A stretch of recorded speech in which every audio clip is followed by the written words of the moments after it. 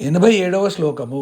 వ్యాపిని వివిధాకార విద్యాస్వరూపిణి మహాకామేశ నయన కుముదాహ్లాద కౌముది.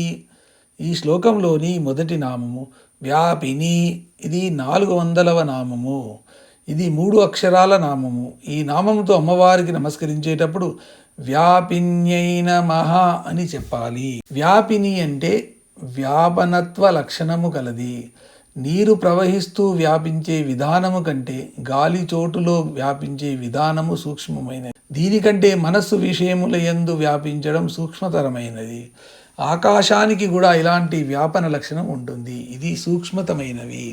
ఆకాశానికి ఉండే సూక్ష్మతమ వ్యాపనశీల లక్షణాన్ని అర్థం చేసుకోవడం కష్టమే, అయినా తెలుసుకోవడానికి ప్రయత్నం చేద్దాం.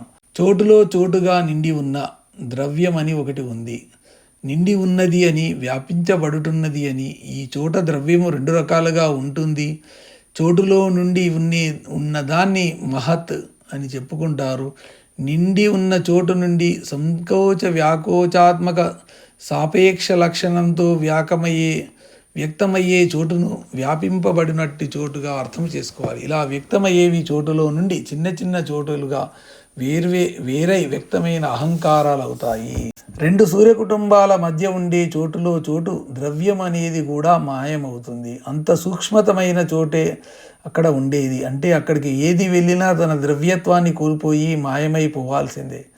ఇక్కడ ఉండే ఈ చోటు లక్షణాన్ని పరమాత్మ ధనాత్మకతకు ఉండే రుణాత్మక సాపేక్షత లక్షణము అంటారు. ఇక్కడే లోకాలోక పర్వతాలు వర్తిస్తాయి. విచిత్ర వ్యాపనశీల లక్షణము గలది అని ఈ నామానికి అర్థము. ఈ శ్లోకంలోని తర్వాతి నామము వివిధాకార. ఇది 401వ నామము. ఇది 5 అక్షరాల నామము. ఈ నామముతో అమ్మవారికి నమస్కరించేటప్పుడు వివిధాకారాయై నమః అని చెప్పాలి. వివిధ అంటే వివిధములైన, ఆకార అంటే ఆకారములతో నుండున్నది. ఇంతకుముందు నామమైన వ్యాపిని యొక్క లక్షణముతో వివిధ ఆకారాలతో వివిధ రూపాలతో స్థావర జంగమాత్మకమైన ప్రపంచంగా అమ్మవారు రూపొందుతుంది కాబట్టి వివిధాకార అయింది. అన్ని ఆకారాలలో ఉండేది అయ్యవారి అయినా ఆకారాలన్నీ అమ్మవారి.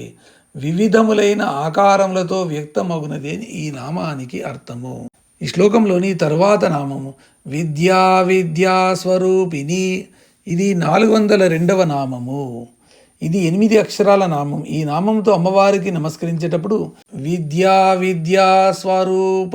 స్వరూపిణ్యై నమః అని చెప్పాలి. విద్య అంటే విద్యకు సంబంధించిన భాగమును, అవిద్య అంటే అవిద్యకు సంబంధించిన భాగమును, స్వరూపిణి తన రూపముగా గలది. అమ్మవారు జ్ఞానస్వరూపిణి కాబట్టి విద్యాస్వరూపిణి అంటే సబబుగా ఉంటుంది కదా అని అనిపించడం సముచితమే. కానీ వ్యాపనశీల లక్షణము కలిగిన అమ్మవారు వివిధ ఆకారాలలో పంచభూతాత్మకమైన ప్రపంచముగా రూపొందుతున్నప్పుడు అలా వ్యక్తమైన వాటి ఆకారాలు, రూపాలు, నామాలు ఇవన్నీ ఆవిడ అసలు తత్వానికి సంబంధించినవి కావు. వివిధ పదార్థాలతో, వస్తువులతోనూ, జీవులతోనూ కలగలుపుగా ఉండే ప్రపంచంలో తికమక పడకుండా ఉండాలంటే వీటి ఆకారాలు వాటికి, వీటి రూపాలు వాటికి, వీటి నామాలు వాటికి ఉంటేనే వీలుగా ఉంటుంది. ఈ ఆకార రూప నామాలు అవిద్యకు సంబంధించినవి. ఎందుకంటే అవి మన సదుపాయం కోసం ఏర్పాటు చేసుకున్నవి కానీ పుట్టుకతో లేనివి. ఇవన్నీ సాపేక్షములే అన్నిటిలోనూ ఉంటూ అన్నిటికీ అతీతంగా ఉండే భాగాన్ని విద్య అంటారు. ఆ విద్య చేత లోక వ్యవహారాలు అర్థం చేసుకోబడుతూ విద్య చేత అసలు తత్వము తెలుసుకోబడుతుంది. విద్య జంతు కక్ష నుండి విముక్తి కలిగించడానికి అవసరమయ్యేది. అవిద్య అంటే భవబంధాల్లో ఇరుక్కునేట్టుగా చేసేది. భౌతిక జీవిక సమాజ జీవికి ఈ 2 అవసరం ఉంది. అందుకని అమ్మవారు ఈ 2 రూపంలో ఉంటుంది. ఈ నామము పరావర యోగాన్ని సూచిస్తుంది. కాలము, ప్రజ్ఞ లేదా ఆత్మల కలయిక సంబంధించినది ఈ పరావర యోగము. ఈ యోగములో యోగాభ్యాసము లేదా సాధన మొదటి పెట్టు. యోగ జీవనం అంటే జీవితము యోగం అవ్వడము. 2వ మెట్టు యోగ ఫలితంగా మృత్యువును దాటడము, అమృతత్వాన్ని పొందడమని 2 సాధింపబడతాయి. విద్యలతో కూడిన జ్ఞానమును తన స్వరూపముగా కలిగినది అని ఈ నామానికి అర్థము. ఈ శ్లోకంలోని తర్వాతి నామము, చివరి నామము మహాకామేశ నయన కుముదాహ్లాద కౌముది. ఇది 403వ నామము. ఇది 16 అక్షరాల నామము. ఈ నామంతో అమ్మవారికి నమస్కరించేటప్పుడు మహాకామేశ నయన కుముదాహ్లాద కౌముద్యై నమః అని చెప్పాలి. మహాకామేశ అంటే మహాకామేశ్వరుని, నయన కన్నుల నెడ, కుముద కలువ పువ్వులకు, ఆహ్లాద ఆనంద వికాసమును కలిగించు, కౌమిది వెన్నెల వెల్లువ. కలువ పువ్వులు ఆనందంతో వికసించాలంటే వెన్నెల వాటిపై విరజిమ్మపడాలి. అమ్మవారి వదనము శరత్కాల పూర్ణిమా చంద్రుడే. మరి అటువంటి అమ్మవారు తన వదన చంద్రునితో వెన్నెలలు విరజిమ్ముతూ మహేశ్వరుని కన్నుల కలువలకు మహదానందాన్ని కలగజేయదా.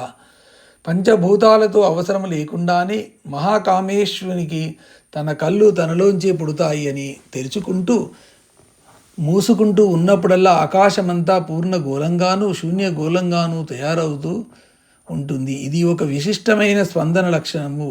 ఆకాశం ఇలా పూర్ణగోళంగా ఉన్నట్లు కనిపించి శూన్యగోళంగా అనిపించే లక్షణము నిజంగా అసలు అక్కడ ఆకాశం గోళం ఉండే లక్షణము, ఈ రెండింటి లక్షణాలు కలిసి సత్యము అవుతుంది.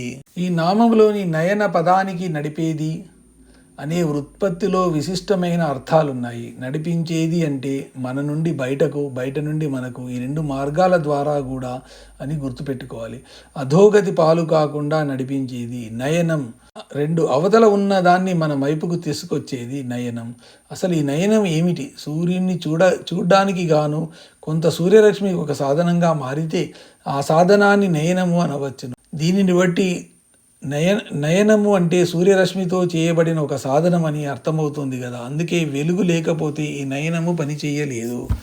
ఈ నామములో కుముద పదానికి కూడా విశిష్టార్థం ఉంది. భౌతిక సృష్టి వల్ల ముందుగా సంతోషంతో సుళ్ళు తిరుగుతూ ఉండేది భూమి. ఇలా సంతోషం సుళ్ళు తిరుగుతూ ఉండే లక్షణాన్ని కుముదము అన్నారు. కు అంటే భూమికి వచ్చే, ముదము అంటే సంతోషము. ఇది అష్టదిగ్గజాల్లో ఒకటి. దీన్నే విజ్ఞాన శాస్త్రంలో తన చుట్టూ తాను తిరగడం మూలంగా భూమికి వచ్చే అపకేంద్ర బలము, సెంట్రిఫ్యూగల్ ఫోర్స్ అంటారు. దిక్ ప్లస్ గజము అంటే దిగ్గజము అంటే దిశాబలము అని అర్థము. గజము అంటే గా అంటే మన వలన, జా అంటే పుట్టేది అంటే బలము అని అర్థము.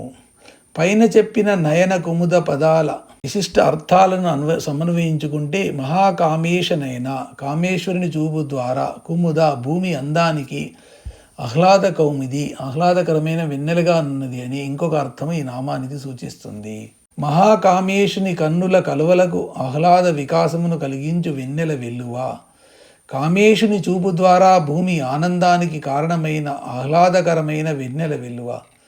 కామేశ్వరుడిని జిజ్ఞాసువునకు సంతోషమును కలుగజేయు జ్ఞాన స్రవంతి అని ఈ నామానికి అర్థాలు చెప్పుకోవచ్చును.